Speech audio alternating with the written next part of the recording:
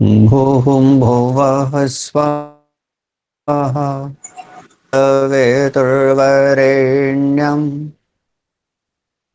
भर्गो देवस्य धीमहि धियो यो नः प्रचोदयात्।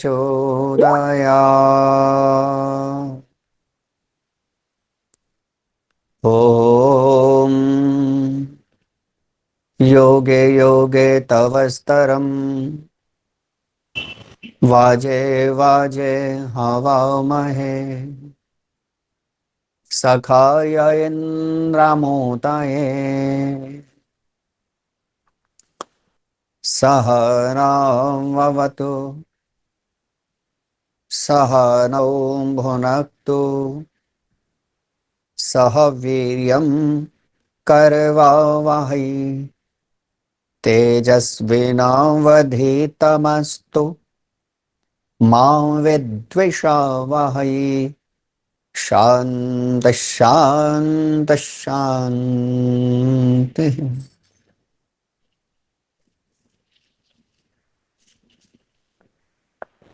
उपस्थित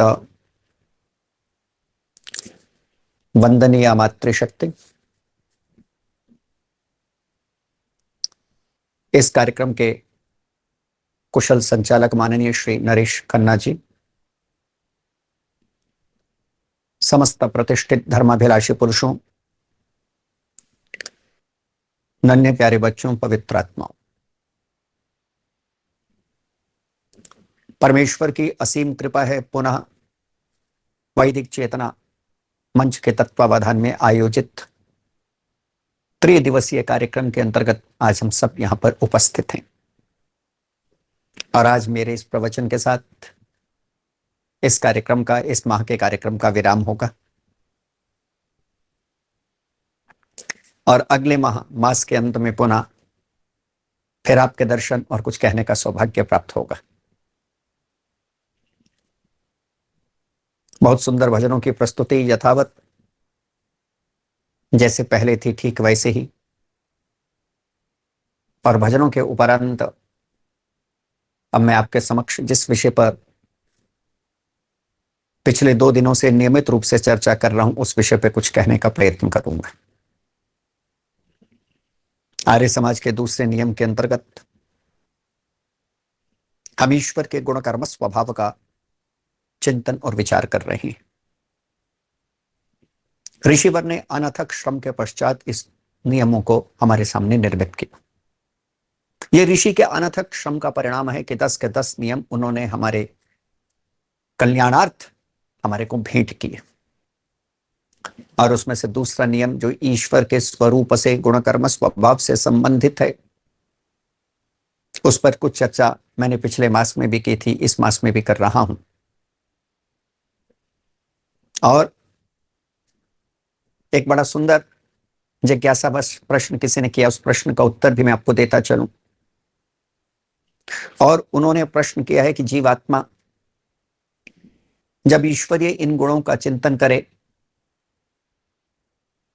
तो वे किस प्रकार इन ईश्वरीय गुणों को अपने जीवन में धारण कर सकता है। पहला प्रश्न सारगर्भित है, संबंधित है। और दूसरा प्रश्न किया उपासना की सही विधि के विषय में थोड़ा संकेत करने का प्रयत्न कीजिए, क्योंकि बड़ी भ्रामक स्थिति उपासना के विषय में भी है। जैसे ईश्वर के स्वरूप के विषय में भ्रामक स्थितियां, भ्रांतिपूर्ण स्थितियां हैं, ठीक उसी प्रकार उपासना विषयक भी बड़ी सारी भ्रामक स्थितियां हैं। कृपया निवेदन कीजिए, बतलाने का प्रयत्न कीजिए किस विधि से हम उस ईश्वर की उपासना करके अपने जीवन के लक्ष्य की ओर अग्रसर हो सकते हैं। इस प्रकार की जिज्ञासाओं का सदा स्वागत है।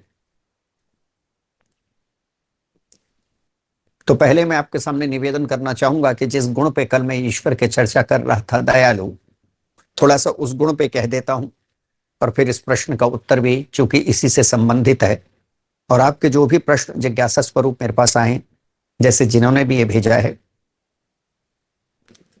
जो मैं चर्चा कर रहा हूं उसी से संबंधित होने चाहिए, इस बात का आप ध्यान रखें। जैसे अभी मैं उपासना संबंधित चर्चा कर रहा हूं, ईश्वर के गुण कर्म स्वभाव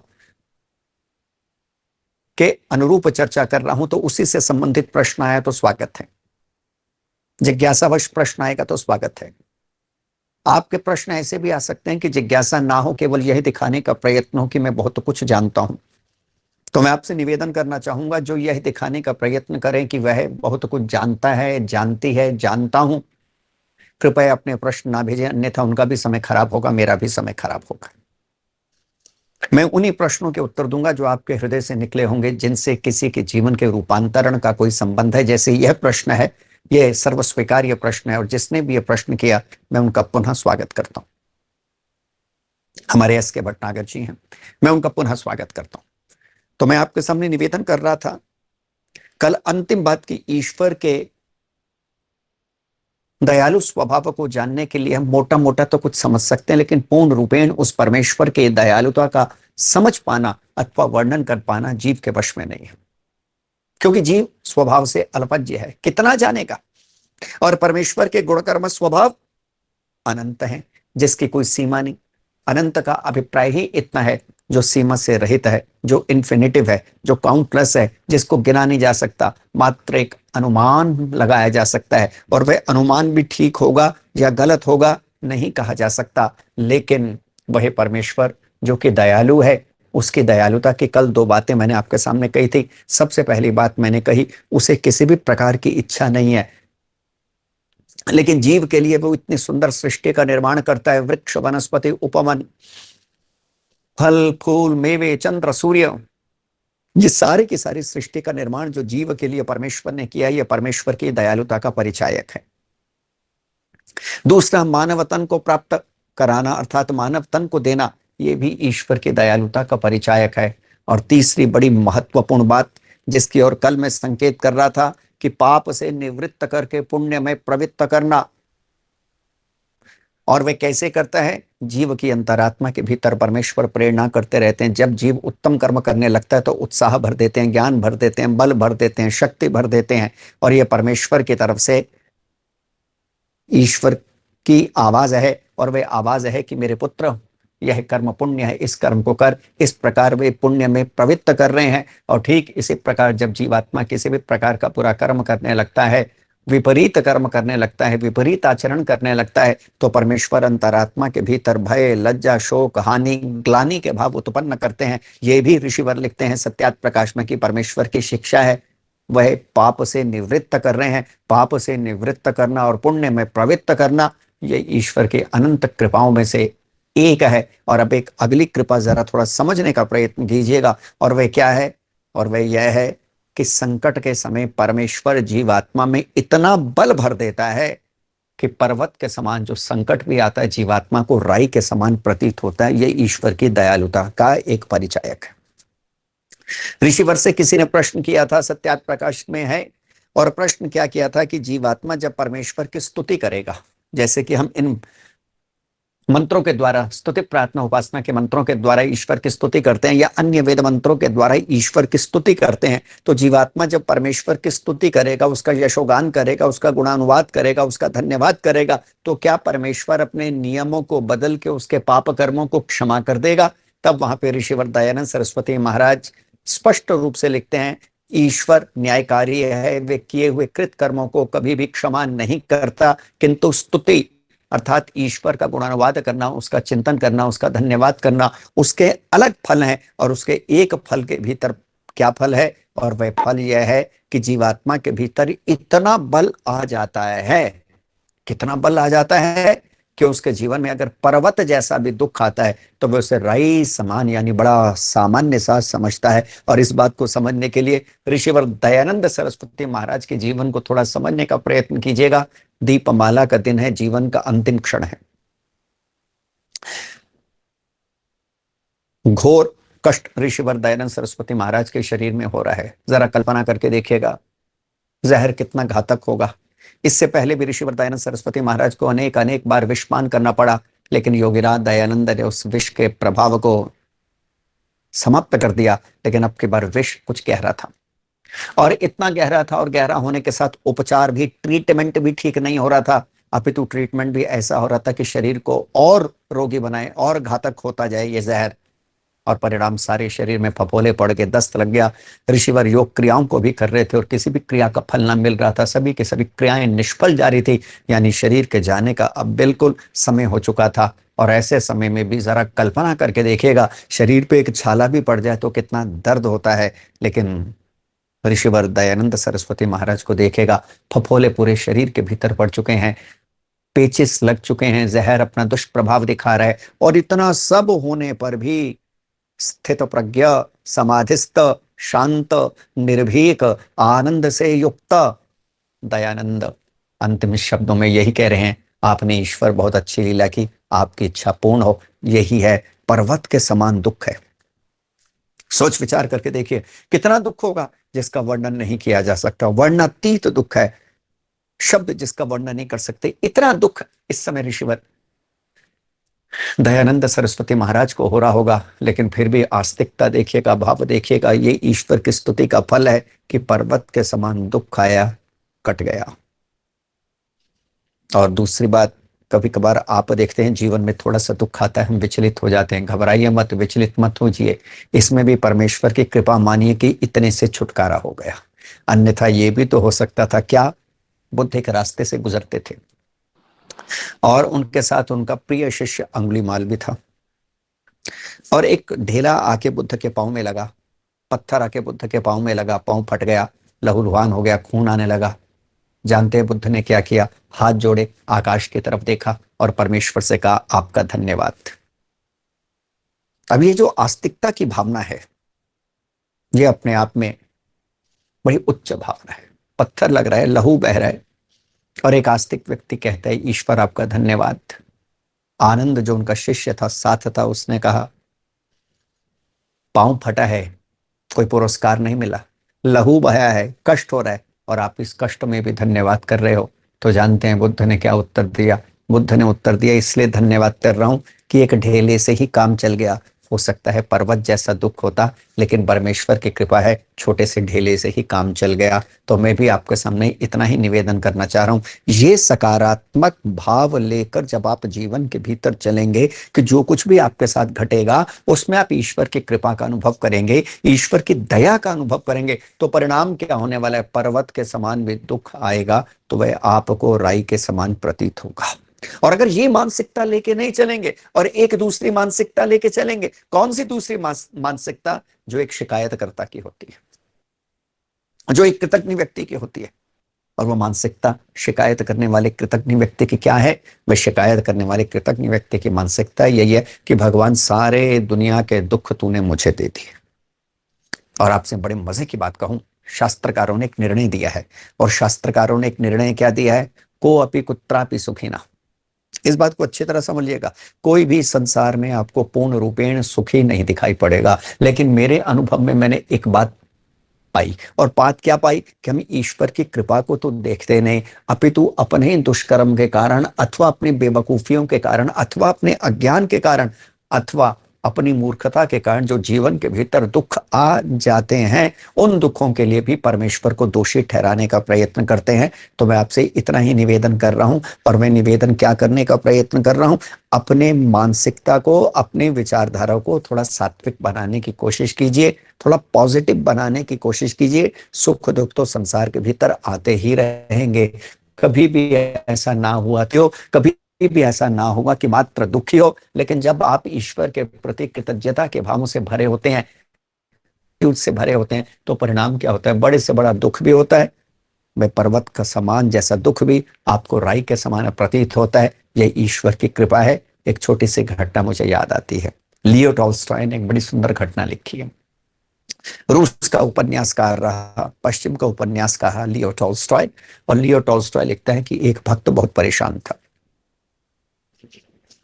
और परेशानी में रोज परमेश्वर से शिकायत किया करता था, जैसे हम भी तो यही करते हैं ना, कि फेहरिस्त को उठा के देखे तो बहुत कम व्यक्ति ऐसे होंगे जिन्होंने परमेश्वर का धन्यवाद ज्यादा किया होगा, शिकायत कम की होगी। और मैं फिर कह दूं, मेरी नजर में आस्तिक व्यक्ति वही है, कौन? जो परमेश्वर का हर हाल के भीतर धन्यवाद धन्यवाद धन्यवाद कृतज्ञता ज्ञापित करता है, वे आस्तिक व्यक्ति है। और ठीक इसके विपरीत कोई व्यक्ति कितने भी मंदिरों की यात्रा कर ले, कितने भी देवालयों की यात्रा कर ले, कितने भी शास्त्रों के सूत्रों की रटंत विद्या में कुशल हो जाए, प्रवीण हो जाए, लेकिन उसके बावजूद भी अगर वो ईश्वर से शिकायत ही करता रहता है, उसके भीतर कृतज्ञता के भाव ही है, तो मैं तो उस व्यक्ति को नास्तिक ही स्वीकार करूंगा, आस्तिक नहीं। क्योंकि आस्तिक तो कृतज्ञता से भरा होता है, आस्तिक तो ईश्वर के प्रति अहोभाव से भरा होता है, आस्तिक तो ईश्वर के प्रति शिकायत शून्यता के भाव से भरा होता है। बस उसके जीवन के भीतर एक स्वर होता है, धन्यवाद, धन्यवाद प्यारे पिता, धन्यवाद प्यारे पिता। और मैं फिर पुनः एक बार इस बात पे बल दे के कह रहा हूं, अगर यही एटीट्यूड रहा कि हर स्थिति के भीतर धन्यवाद, तो ये धन्यवाद इतना प्रगाढ़ हो जाएगा और आपकी अंतरात्मा को कृतज्ञता के भावों से इतना भर देगा कि फिर दुख आपको दुख ही नहीं दिखाई पड़ेगा। लेकिन वो भक्त कैसा था? तथाकथित भक्तों की तरह शिकायत, शिकायत और शिकायत, और रोज परमेश्वर से शिकायत करना मानो उसका स्वभाव ही बन गया था। और वो शिकायत भी क्या करता था? दूसरे को जब भी वो देखता बड़ा सुखी पाता था, दूसरे को जब भी वो देखता बड़ा आनंदित पाता था, और अपने को जब भी वो देखता बड़ा दुखी पाता था, दुख के भीतर पाया करता था। और रोज भगवान से शिकायत किया करता, भगवान तूने सारे सुख दूसरों को दे दिए, सारे आनंद दूसरों में वितरित कर दिए, और दुनिया भर के जितने दुख हो सकते थे, जितने कष्ट हो सकते थे, जितने क्लेश हो सकते थे, सारे के सारे मेरी झोली के भीतर डाल दिए। और सुन, दूसरे तो मंदिर भी नहीं जाते, चर्च भी नहीं जाते, तेरे नाम का स्मरण भी नहीं करते, उत्तम कर्म भी नहीं करते, लेकिन उसके बावजूद मैं सबका सब करता हूं, परंतु झोली में सुख उनके हैं और झोली में दुख मेरे हैं। आखिर ऐसा क्यों? तूने सारे जहां का दुख परमेश्वर मुझे ही क्यों दे दिया? रोज शिकायत करता, नियमित रूप से शिकायत करता। तो एक दिन की बात है, भगवान उसके स्वप्न में प्रकट हो गए और भगवान ने अपने भक्त को कहा कि देख, तेरी शिकायत सुन सुन के मेरे कान भी पक गए, अब मैं तेरी सारी शिकायत का निवारण कर देता हूं। उसने पूछा कैसे?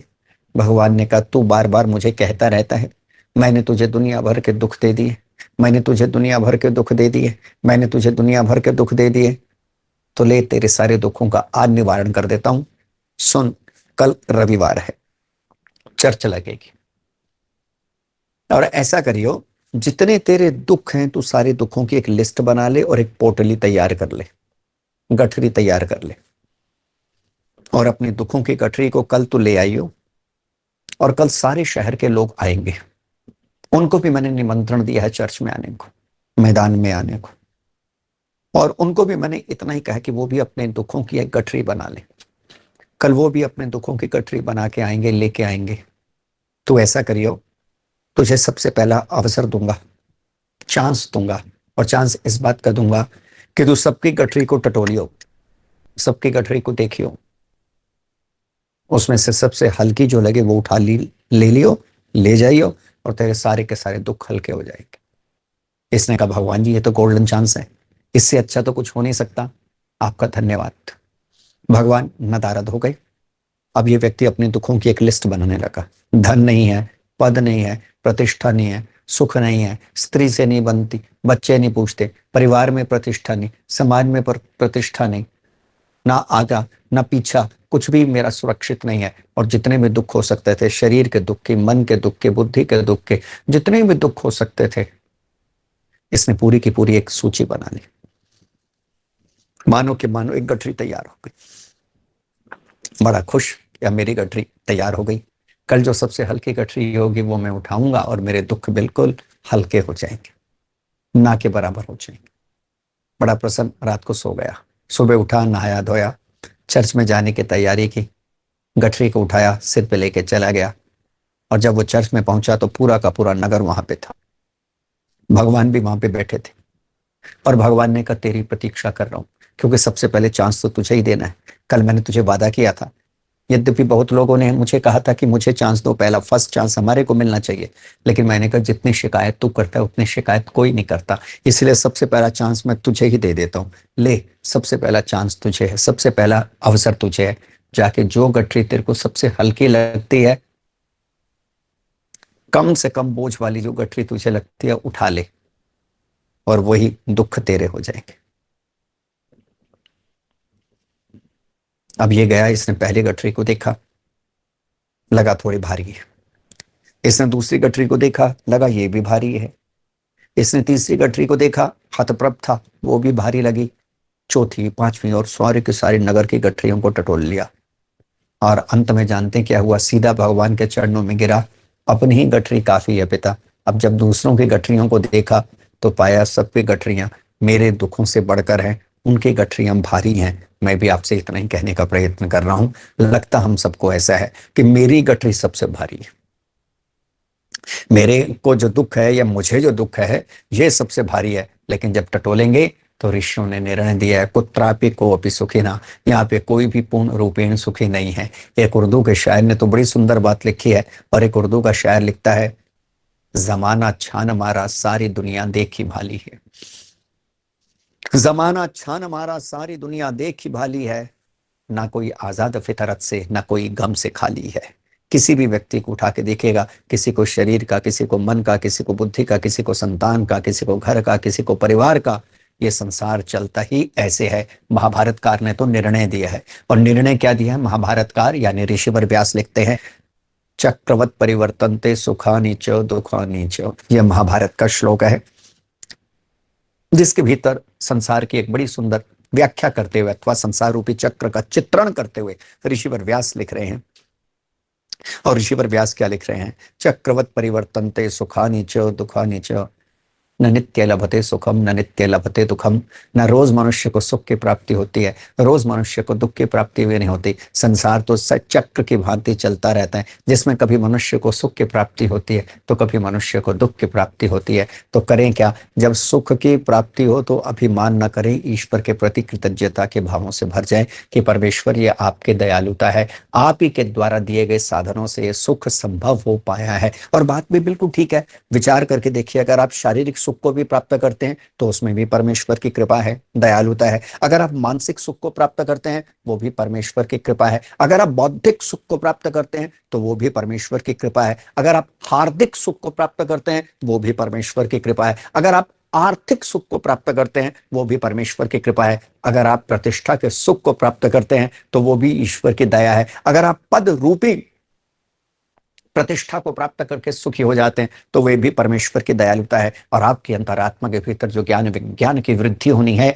जिससे आपके कुसंस्कार नष्ट होंगे और आप मोक्ष मार्ग पर अग्रसर होंगे, वो भी तो परमेश्वर की कृपा है। कहीं से भी आप उठा के देखेंगे तो आप पाएंगे, क्या पाएंगे? कि जीव ईश्वर की कृपाओं के, दयालुता के नीचे दबा हुआ है। लेकिन बड़े मजे की बात देखिएगा, और मजे की बात ये देखिएगा, वही परमेश्वर दया करते थकता नहीं और जीव शिकायत करते नहीं थकता, है ना? बड़े मजे की बात है उसकी। जिस प्रकार मैं तो एक अक्सर व्यंग कहा करता हूं, जिस प्रकार ईश्वर की कृपाएं अनंत हैं, ठीक उसी प्रकार ईश्वर के प्रति जीव की शिकायतें भी अनंत है। ना उसकी कृपा का, ना उसकी दया का कोई पारावार मनुष्य को दिखाई पड़ता है। और ऐसे ही मनुष्य को स्वयं ईश्वर के प्रति शिकायतों का पारावार नहीं दिखाई पड़ता। एक दिन भी ऐसा नहीं जाता जब ये नास्तिक व्यक्ति ईश्वर के प्रति शिकायत नहीं करता। नास्तिक है ही व्यक्ति जो कृतज्ञता के भाव से भरा हुआ है। तो देखिए, आंख खोल के देखिए, श्रद्धा की आंख से देखिए। जब आप श्रद्धा की आंख से देखने का प्रयत्न करेंगे तो आप एक ही बात पाएंगे, जैसे गीत के शब्दों में कहना चाहूं, झोली ही मेरी तंग थी तेरे यहां कमी नहीं। हे दयालु, हे करुणा सिंधु, आपके यहाँ तो किसी भी प्रकार की कमी नहीं। ये छोटा सा पात्र ही मेरा ऐसा था, बस इतना। जीवात्मा के भीतर बल ईश्वर की दया है। और जो भी जीवन में जीव उपलब्धि प्राप्त करता है, एक बात अच्छी तरह ध्यान में रखिएगा, उपलब्धि प्राप्त करेगा तो जड़ देवताओं के सहयोग से प्राप्त करेगा या परमेश्वरी व्यवस्था से प्राप्त करेगा। और जड़ देवताओं की रचना करने वाला भी परमेश्वर है और स्वयं तो वह अद्वितीय परमेश्वर है। दोनों के सहयोग से ही जीव किसी उपलब्धि को प्राप्त करता है। लेकिन बड़े मजे की बात, दोनों के सहयोग से, दोनों की दयालुता से जीव किसी उपलब्धि को प्राप्त करता है, लेकिन अभिमान देखिएगा, सोचता है सारा का सारा मैंने किया है। तो बस कहीं पे भी आप देखेंगे पाएंगे क्या? कि ईश्वर की कृपा, ईश्वर की कृपा और ईश्वर की कृपा। और एक बात कहते पुनः प्रश्न का उत्तर दूंगा जो पूछा गया है, और यह है, जिस क्षण, मेरे शब्दों पे आप थोड़ा ध्यान रखिएगा, जिस क्षण आप जीवन के हर रण में, हर क्षण में ईश्वरीय कृपा का अनुभव करने लगते हैं, उस समय दुखांत हो जाते हैं। उस समय फिर कोई दुख नहीं बचता। कारण क्या है? क्योंकि आपके भीतर इतना मनोबल है, इस समय आपके भीतर ईश्वरीय कृपा से, स्तुति से, प्रार्थना से, उपासना से इतना आत्मबल बढ़ गया है कि बड़े से बड़ा दुख भी अब आपको दुख दिखाई नहीं पड़ता। ये बिल्कुल ऐसे है जैसे पर्वत के भी, जैसे एक समुद्र के भीतर एक चट्टान खड़ी है। रोज समुद्र की लहरें आती हैं, टकराती हैं, लेकिन चट्टान का कुछ भी बिगड़ता नहीं। तो भक्त भी ईश्वर की स्तुति से, ये ईश्वर की दयालुता का परिचायक है, उस चट्टान की तरह हो जाता है। किस चट्टान की तरह हो जाता है? जो संसार रूपी सागर के भीतर खड़ी है। रोज दुख के थपेड़े उस पर पड़ रहे हैं, रोज दुख के थपेड़े उस पर पड़ रहे हैं, लेकिन वो है कि उसका कुछ भी बिगड़ने वाला नहीं है। जैसे कि वेद मंत्रों के शब्दों में कहना चाहूं, सख्यता इंद्रवाजिनो मां भीम शवसस्पते त्वाम अभिप्रणोनुमो जेतारम अपराजितम। जब हे अपराजित इनविंसिबल परमेश्वर, तेरे सख्यत्व को हमने प्राप्त कर लिया, स्तुति प्रार्थना उपासना के द्वारा तेरे सख्यत्व को जब हमने प्राप्त कर लिया, तो फिर तेरे सख्यत्व को प्राप्त करता हुआ जीव किसी से डरता नहीं। पहली बात, बलयुक्त हो जाता है। ये सारी की सारी ईश्वर की कृपाओं का ही फल है। लेकिन मिलती किसे है? जो उसकी स्तुति करता है, प्रार्थना करता है और उपासना करता है। और पूछा, पहला प्रश्न यह पूछा था कि जैसे आप ईश्वरीय गुणकर्म स्वभाव का वर्णन कर रहे हैं, ये साधक के लिए क्या महत्व रखता है? तो उसका उत्तर ही केवल इतना है, इसका साधक के लिए विशेष महत्व है। दो दृष्टियों से महत्व है। पहली दृष्टि से ईश्वर के यथार्थ स्वरूप का निरूपण आर्य समाज के दूसरे नियम के अंतर्गत किया गया। इसके अतिरिक्त अनेक अनेक वेद मंत्र हैं जिसमें ईश्वर के यथार्थ स्वरूप का वर्णन है। वेद मंत्रों में तो ईश्वर के यथार्थ स्वरूप का ही वर्णन है। अगर किसी को कभी भी कोई जिज्ञासा हो क्या कि मैं ईश्वर के यथार्थ स्वरूप को जानना चाहूं, तो आर्य समाज के दूसरे नियम को देख ले, अथवा किसी भी वेद मंत्र को जिसमें ईश्वरीय स्वरूप का वर्णन है उसको देख सकता है, और वहां से अपने चित्त को परमेश्वर में एकाग्र कर सकता है। तो पहला अभीष्ट क्या रहा ऋषि को? ईश्वर के यथार्थ स्वरूप का वर्णन। दूसरा अभीष्ट क्या रहा ऋषि को इस नियम के अंतर्गत? दूसरी बात अभीष्ट यह रही कि हम ईश्वर की उपासना करते हुए अथवा ईश्वर का चिंतन करते हुए अथवा ईश्वर की स्तुति करते हुए ईश्वर के गुण कर्म स्वभाव के अनुकूल अपने भी गुण कर्म स्वभाव को बना सके। इस बात को अच्छी तरह समझ लीजिएगा। आपकी स्तुति आधी अधूरी रह जाएगी अगर आप ईश्वरीय गुणों के कर्म के स्वभाव के अनुकूल अपने गुण कर्म स्वभाव को नहीं बनाते। आप इस दूसरे नियम में प्रवेश ही नहीं कर पाएंगे, इस दूसरे नियम की गहरी महत्ता को ही नहीं समझ पाएंगे अगर आप ईश्वरीय गुण कर्म स्वभाव के अनुसार अपने गुण कर्म स्वभाव को दिव्य बनाने की कोशिश नहीं करते। यद्यपि ईश्वरीय सभी गुणों को जीव अपने जीवन में धारण नहीं कर सकता, जीवन बहुत कम है, लेकिन जितने गुणों को अपने जीवन में धारण कर सकता है उतने गुणों को धारण करने का प्रयत्न जीव को अवश्य करना चाहिए। अब जैसे मैं दूसरे नियम की बात आपके सामने करता हूं, तो दूसरे नियम के भीतर सबसे पहली बात सच्चिदानंद स्वरूप। इसमें सत्य चित्त तो जीव भी है, जैसे मैंने पहले एक बार संकेत किया था, सत्य चित्त तो जीव भी है, लेकिन आनंद स्वरूप तो परमेश्वर है। तो यहां पर उपासना करते समय परमेश्वर की जीव क्या संकल्प करे? जीव यह संकल्प करे। मनुष्य क्या संकल्प करे? मनुष्य यह संकल्प करे कि जैसे ईश्वर ही मात्र आनंद स्वरूप है और मैं उसके आनंद स्वरूप को प्राप्त करने के लिए उसकी उपासना नियमित रूप से करूंगा। आलस्य को छोड़कर, प्रमाद को छोड़कर, संशय को छोड़कर, व्याधियों को छोड़कर, आधियों को छोड़कर, सभी प्रकार के भ्रमों को छोड़कर मैं परमेश्वर की उपासना नित्य प्रति करूंगा। शास्त्र कहता है, वेदांत दर्शन कहता है, आनंदमयो अभ्यसात। हे संसार के प्राणियों, अगर आनंद को प्राप्त करना चाहते हो तो जो आनंद स्वरूप परमेश्वर है उसका अभ्यास करो, उसकी उपासना करो। तो यहां पे जीव क्या कर सकता है? आनंद स्वरूप ईश्वर की उपासना का संकल्प ले सकता है। उसके बाद निराकार, यहां पे मैंने पहले दिन भी आपके सामने निवेदन किया, कल भी मैंने आपके सामने निवेदन किया था, और निवेदन मैंने ये किया था कि जीवात्मा और परमात्मा में कुछ समानताएं भी हैं और जीवात्मा परमात्मा के भीतर कुछ भिन्नताएं भी हैं। अब यहाँ पे समानता समझिएगा, क्या समानता है? समानता है दोनों को दोनों निराकार है। अब आपको भी अपने निराकार अस्तित्व का बोध करना है। जहां परमेश्वर की उपासना करते यह अनुभव करेंगे, क्या अनुभव करेंगे? कि परमेश्वर निराकार है, उसका कोई आकार नहीं है, उसके कोई प्रतिमा नहीं, वह सभी स्थानों के भीतर व्याप्त है। ठीक इसी प्रकार अपने भी स्वरूप का वर्णन करता हुआ कि मैं यद्यपि सभी स्थानों में व्याप्त नहीं, एक देशी हूं, मैं यद्यपि अल्पज्ञ हूं, लेकिन मैं भी निराकार हूं। तो अपने निराकार अमृत रूप का स्मरण जीव को यहाँ पे करना है। और उसके बाद सर्वशक्तिमान ईश्वर सर्वशक्तिमान है, और मैं ईश्वर के पदार्थों से ही कुछ शक्ति को प्राप्त कर सका, और उस शक्ति को जो मैं प्राप्त कर सका उसके लिए मुझे परमेश्वर का बारंबार धन्यवाद करना है। फिर जैसे ईश्वर न्यायकारी है तो मुझे भी न्यायकारी होने का प्रयत्न करना है। जैसे ईश्वर दयालु है, जिसकी दयालुता का वर्णन मैं आपके सामने इस समय कर रहा हूं, संक्षेप में कर रहा हूं और बुद्धि क्षुद्र बुद्धि के आधार पर ही कर रहा हूं, तो वह परमेश्वर दयालु है, तो मुझे भी दयालु होने का प्रयत्न करना है।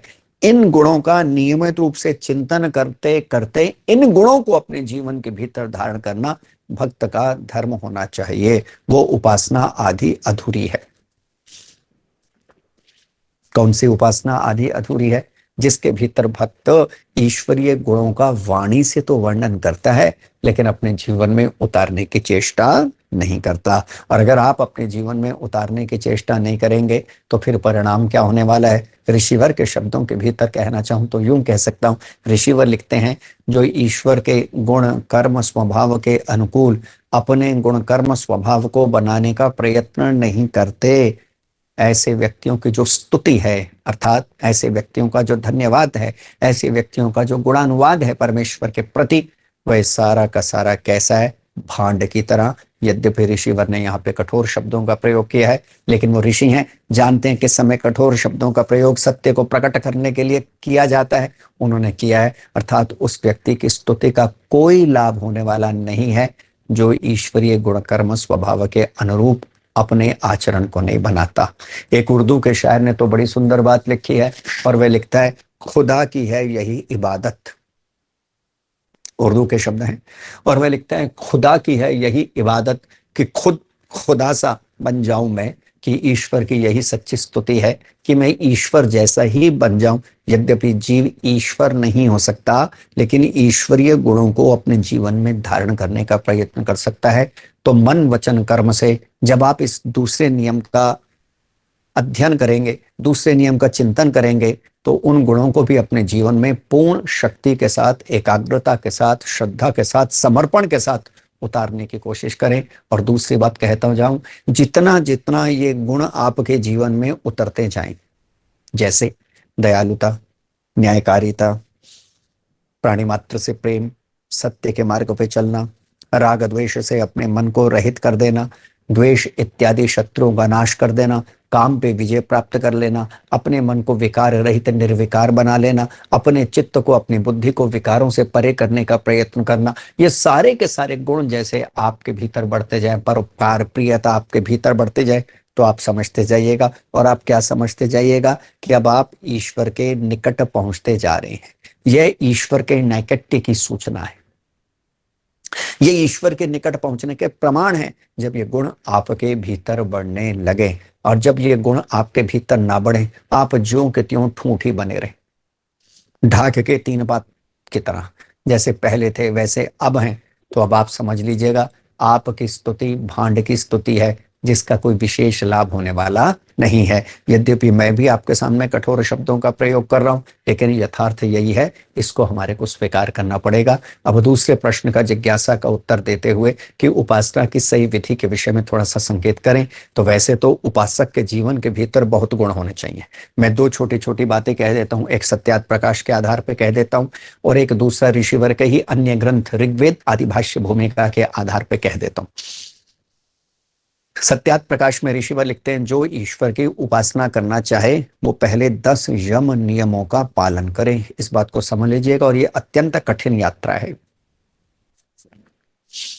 अब आप मुझसे प्रश्न करेंगे, ये अत्यंत कठिन यात्रा क्यों है?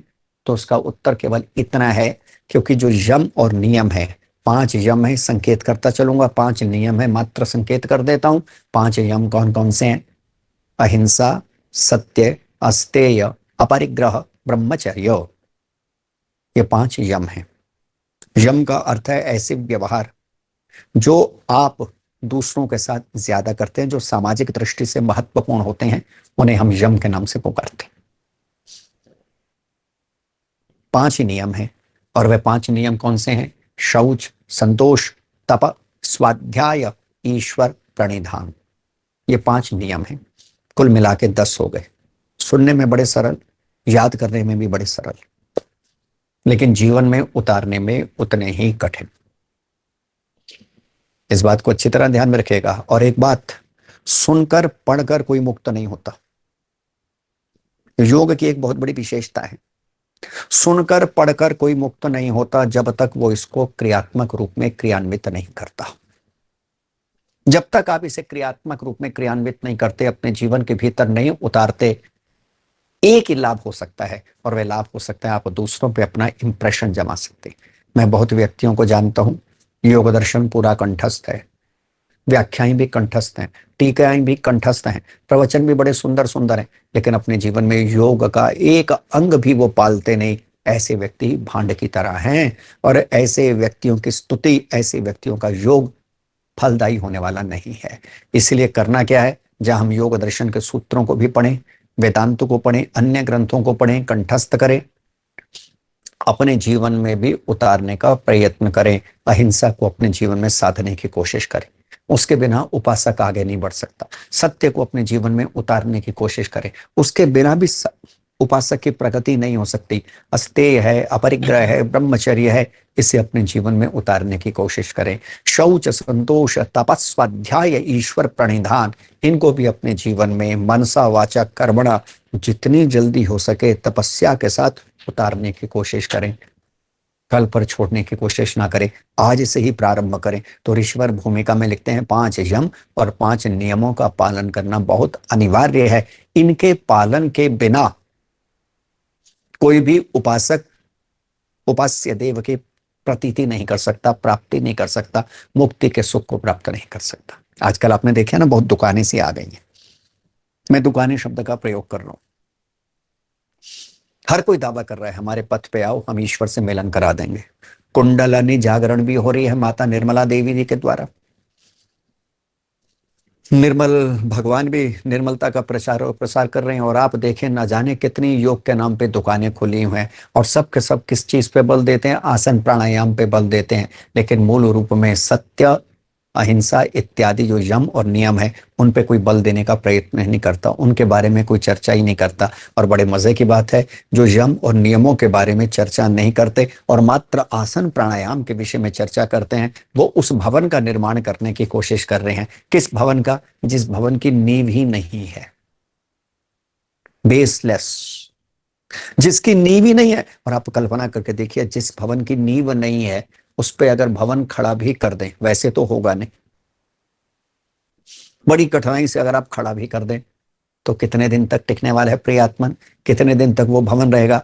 आज नहीं तो कल वो भवन गिरेगा, भवन में रहने वाले धराशायी हो जाएंगे। ठीक इसी प्रकार यम नियम उपासना की नींव है, योग की नींव है। अगर उस नींव को ही नहीं खोदा और उसके द्वारा आसन प्राणायाम प्रत्याहार धारणा ध्यान समाधि की तरफ बढ़ने लगे, या लोगों ने बड़ा सीधा सा समझ लिया, बैठ गए आंख बंद कर ली, समाधि हो गई। और हर कोई समाधि जैसे कीमती शब्द का ऐसे प्रयोग करने लगा कि जैसे समाधि ना हुई कोई लंगर हो गया जो गली गली बढ़ते जा रहे हैं।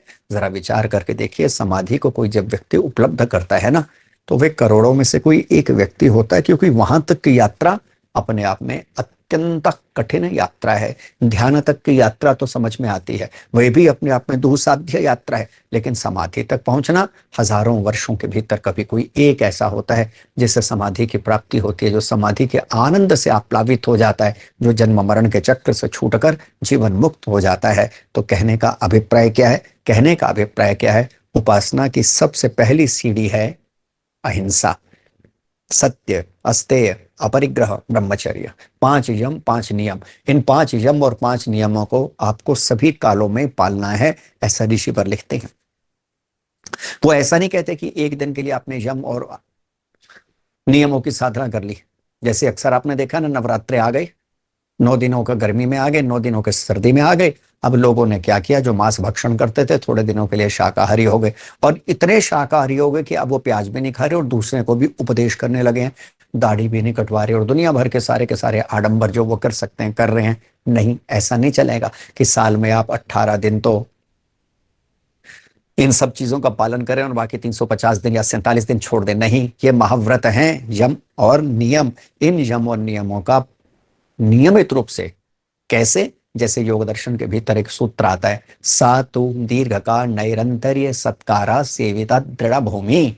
जब आप इसका पालन करेंगे तो इसका पालन आपको कैसे करना है? सबसे पहली बात निरंतर, दीर्घकाल तक, तीसरी बात श्रद्धा पूर्वक, चौथी बात तपस्या पूर्वक, पांचवी बात ज्ञान पूर्वक। इन साधनों का नियमित रूप से आपको पालना करना है। इन साधनों की नियमित रूप से पालना करनी है। जब इन साधनों की नियमित रूप से आप श्रद्धा पूर्वक, ज्ञान पूर्वक, वैराग्य पूर्वक, तपस्या पूर्वक पालना करेंगे तो फिर होने क्या लगेगा? इनकी सिद्धि आपको होने लगेगी। और जब आप इनकी सिद्धि कर लेंगे फिर आप योग भवन पर, अपने भवन को योग की भूमि पर इसे दृढ़ कर पाएंगे। फिर क्या होगा? आपका एक बेस तैयार हो गया, आपका एक आधार तैयार हो गया, और उस पे आप योग रूपी भवन का निर्माण कीजिए, योग रूपी मंदिर का निर्माण कीजिए। तो साधना जब साधक करे तो उपासना उसका मुख्य अंग है, और उपासना के लिए यम नियमों का अक्षरशः मन वचन कर्म से लंबे काल तक पालन करना अनिवार्य है। उसके बाद फिर उपासना की अन्य पद्धतियां आती हैं, लेकिन हमारा जोर किस चीज पर है? बस थोड़ा सा कह के विराम दे दूंगा क्योंकि समय समाप्ति की ओर है। हमारा जोर किस चीज पे है? हमारा जोर केवल और केवल आसन प्राणायाम और थोड़ी देर के लिए बगुला भक्ति करते हुए आंख को बंद करके ध्यान करने पर है। और मूल में जो मूल है, आस यम और नियम, उस पे ध्यान ही नहीं है। और हमारे ऋषियों ने स्पष्ट कर दिया है, जब तक इस और ध्यान नहीं होगा, ये बेस नहीं होगा, आधार नहीं होगा, उपासना नहीं हो सकती। बाकी सारी चीजों की आप चिंता छोड़ दीजिए, सिर्फ मैं यम नियमों का पालन करूं, मन वचन कर्म से यम नियमों का पालन करूं, ऐसा विचार करते हुए इनका पालन कीजिए। उपासना की पृष्ठभूमि तैयार होगी, और फिर आप ओम का आश्रय लेते हुए उसमें बिल्कुल ऐसे गोता लगाएंगे जैसे गोताखोर पानी में गोता लगाता है। ठीक इसी प्रकार आप ईश्वर में गोता लगाएंगे, और जैसे गोताखोर अनेक अनुभूतियों को प्राप्त करता है, ठीक उसी प्रकार उपासना के द्वारा आप भी अपने जीवन में अनेक अनेक ईश्वरीय गुणों को प्राप्त करेंगे। प्राप्त करने का प्रयत्न कीजिए। उपासना का अर्थ यही होता है, जिसके लिए ऋषिवर लिखते हैं, जिससे ईश्वर के आनंद स्वरूप में जीव मग्न होता है, उसे उपासना कहते हैं। और दूसरे नियम के भीतर भी ऋषि को अभीष्ट क्या था? कि हम सब ऐसा जो परमेश्वर है, कैसा? सच्चिदानंद स्वरूप निराकार सर्वशक्तिमान, उसी की उपासना करें। इसीलिए तो अंत में दूसरे नियम की क्या लिखते हैं? उसी की उपासना करनी योग्य है। ऐसा ही परमेश्वर हमारे परम उपासक है। हम ईश्वर की उपासना करते हुए इन गुणों को अपने जीवन में धारण करें। इसी में जीवन की सफलता है, सार्थकता है। आज इतना ही, इससे अधिक अपनी बात को ना कहता हुआ वाणी को विराम देता हूं, और पुनः आप सबका धन्यवाद करता हूं कि आपने 3 दिनों तक मेरी इन बातों को सुना है। ईश्वर करे